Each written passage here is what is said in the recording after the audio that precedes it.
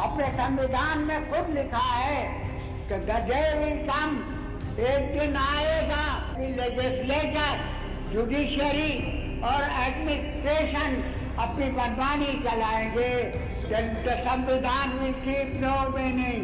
तो इसके बाद फिर संविधान का कोई माने नहीं रह जाएगा।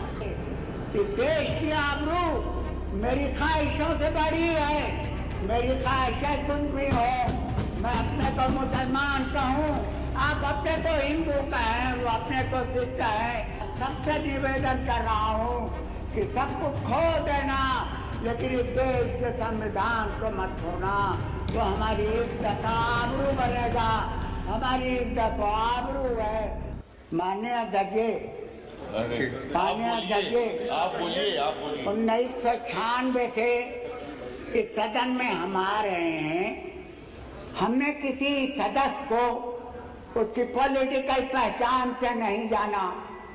इस सदन का एक परिवार है, उस परिवार के एक व्यक्ति के रूप में जाना, अपना भाई जाना, अपना रिश्तेदार जाना। जब इस सदन में एक दूसरे पर खींचातानी होती है तो वो अच्छा नहीं लगता नहीं है कि हम एक परिवार के सदस्य हैं। ये नहीं लगता, लगना चाहिए। लोगों, ये सही है कि हिंदुस्तान की अज़ीमुश्शान पार्लियामेंट में 20 घंटा 10 घंटा लोकसभा, 10 घंटा राज्यसभा में इस वंदे मातरम के जश्न मनाया गया।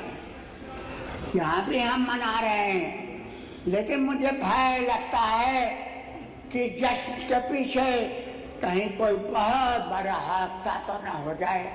मुझे भय लगता है कि बाबा साहब भीमराव अम्बेडकर का जो ड्राफ्ट कमेटी के चेयरमैन थे, उनका संविधान कहीं दांव पर तो न आ जाए। मुझे भय लगता है। माननीय अध्यक्ष जी, बाबा साहब भीमराव अम्बेडकर ने अपने संविधान में खुद लिखा है, कि द डे विल कम, एक दिन आएगा जबकि जुडिशरी, एक दिन आएगा जबकि लेजिस्लेचर, जुडिशरी और एडमिनिस्ट्रेशन अपनी मनमानी चलाएंगे, संविधान विल कीप नो मीनिंग। तो इसके बाद फिर संविधान का कोई माने नहीं रह जाएगा। संविधान हमारी आबरू है। संविधान दुनिया के सबसे बड़े संविधानों में से शुमार होता है। भीमराव अम्बेडकर संविधान कमेटी ने दुनिया के सारे मुल्कों का संविधान पढ़ा और तो हिंदुस्तान का संविधान बना। इसके फंडामेंटल राइट्स, इसके दुनिया भर के इसके नागरिकों के राइट्स वो दुनिया में कहीं नहीं मिलते, अपने संविधान देता है। मुझे भय लगता है कि कहीं ऐसा न हो कि देश का संविधान खतरे में पड़ जाए। मेरे भाइयों, ये नोट कर लो अच्छी तरह से कि देश की आबरू मेरी ख्वाहिशों से बड़ी है, मेरी ख्वाहिशें कुछ भी हो, मैं अपने को मुसलमान कहूँ, आप अपने को हिंदू कहें, वो अपने को सिख कहें।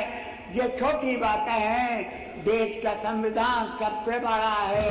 हमकी जिम्मेदारी बनती है कि हम अपने संविधान की सुरक्षा करें, और उसी के लिए मैं खड़ा हुआ था। मेरे भाइयों, मैं उसी के लिए खड़ा हुआ था। सबसे निवेदन कर रहा हूँ कि सब कुछ खो देना, लेकिन इस देश के संविधान को मत खोना। वो हमारी इज्जत आबरू बनेगा, हमारी इज्जत आबरू है। आपसे मैं इजाजत चाहूँगा। बहुत बहुत शुक्रिया।